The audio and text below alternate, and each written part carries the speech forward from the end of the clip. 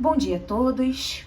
Vou dar início aqui à apresentação do trabalho de recuperação da disciplina de elaboração de projetos da pós-graduação de gestão de projetos e negócios em tecnologia da IFRJ. Eu sou a Catrine e a disciplina de elaboração de projetos faz parte da grade de matérias do professor Lidney Rocha. Avançando na apresentação, a gente tem aí a primeira etapa, que tem o foco na questão do pensamento científico. E para começar, eu gostaria de trazer aqui, as três principais características do pensamento científico ao longo da história. Então, a primeira delas, a razão.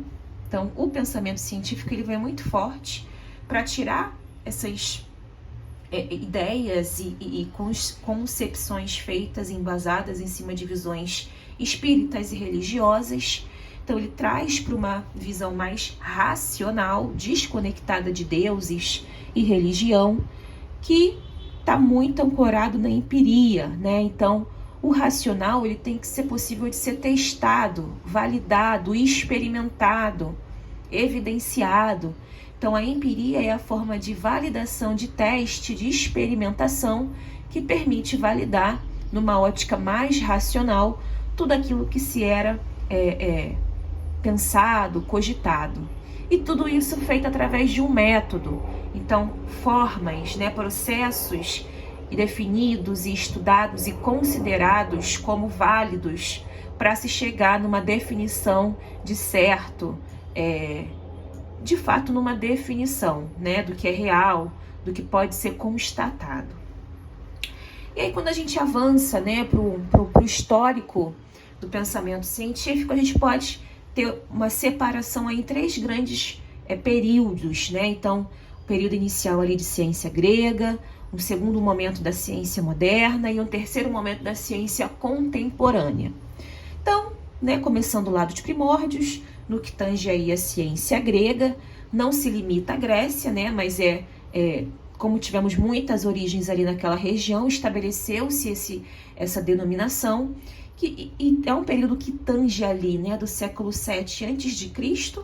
até o século 16 ali depois de Cristo, que é uma época muito caracterizada pelo surgimento da filosofia, que é a busca do saber, justamente através da compreensão da natureza e das coisas do homem, Então, primeiro os autores a trazer essa ideia do pensamento racional, muito conectado ali com os pré-socráticos, com essa abdicação da mitologia, dos fenômenos justificados como forças espirituais, trazendo uma ideia de uma ordem natural do universo que não é influenciado necessariamente por deuses, energias e forças esotéricas.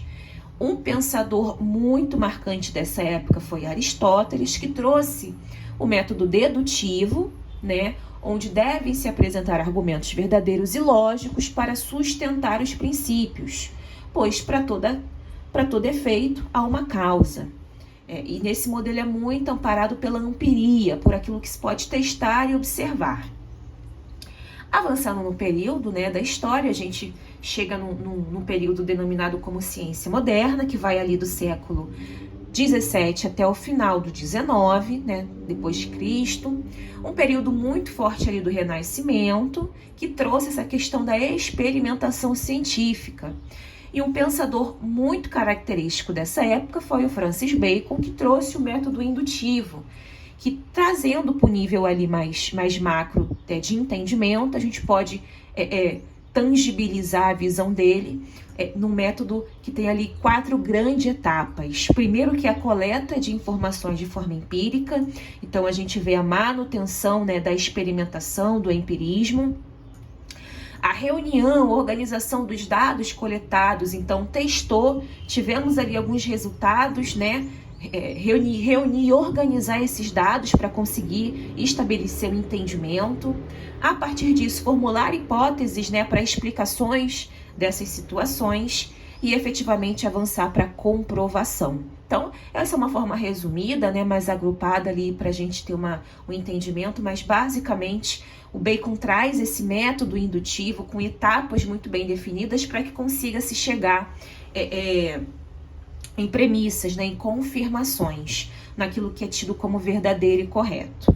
Um outro pensador também muito característico da época foi o Galileu Galilei, que trouxe muito da matemática e da geometria como linguagens da ciência. Então, isso foi uma mudança de chave muito significativa. A gente sabe da importância da matemática e da geometria até hoje. Galileu foi o precursor dessa ótica, dessa lente para a ciência moderna e, inclusive, a atual.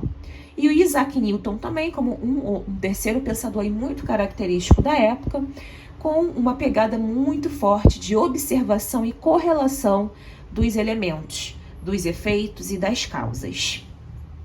Avançando para a ciência contemporânea, que é a ciência mais atual, que vai ali do período do século XX até os dias de hoje, a gente tem, de uma forma muito grande, a quebra da rigidez de princípios tidos como únicos e verdadeiros para se chegar no conhecimento, e ela passa a considerar e abranger uma variedade muito maior de possibilidades de pesquisa e descoberta. Essa investigação contínua e incessante de soluções e explicações para os problemas que existem no mundo e para as perguntas que são feitas diante dos mais variados contextos, ou seja, a gente passa a ter uma visão muito mais ampliada, flexível, de possibilidades de se chegar em respostas diferentes dos períodos anteriores, onde os métodos eram muito mais rígidos e pré-estabelecidos. E uma característica muito forte também da contemporaneidade é a tecnologia, né? Que potencializa os caminhos para se chegar a novas descobertas através de observações mais acuradas, experimentos mais fidedignos, simulações, inclusive gerando novas perguntas que a gente precisa responder, dado a coleta de informações que a tecnologia gerou.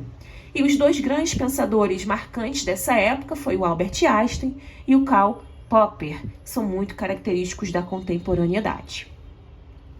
Avançando para a segunda etapa do trabalho, né, que é o projeto de pesquisa, eu procurei focar num tema que faz parte da minha realidade, que eu acredito muito, que é a prática de regular de exercícios físicos como catalisador de saúde física e mental. Qual é o problema? A prática regular de exercícios físicos pode proporcionar uma melhora na saúde física e mental? Quais são as hipóteses? Atividades físicas auxiliam no controle da pressão arterial, aceleram o metabolismo, aumentam a massa muscular e reduzem o risco de diversas doenças. Então, corroborando muito com a parte da saúde física. E a segunda hipótese, atividades físicas provocam a liberação de substâncias químicas cerebrais que aumentam a sensação de felicidade e relaxamento, muito conectado com a questão mental. Qual a justificativa, né? Por que isso é relevante? Eu entendi como relevante para trazer aqui. Num contexto cada vez mais digital e com acesso facilitado e estimulado a fast foods, é notória a necessidade de elevar o desenvolvimento de hábitos que tornem a rotina mais saudável, atividades que possam ser facilmente incorporadas no cotidiano. Diante disso, a prática de exercícios físicos se mostra como uma solução eficaz, flexível e escalável. Ou seja, dado o nosso contexto tecnológico, que motiva a gente muito mais a ficar parado, a comer besteira, o que a gente pode introduzir na nossa rotina de forma fácil, que pode gerar um resultado positivo de forma escalável, de forma fácil? A atividade física é a minha hipótese como esse introdutor que traz um resultado positivo significativo e é fácil de incorporar na nossa rotina. Aqui eu incluí as 5 bibliografias e finalizo aqui a apresentação. Muito obrigada.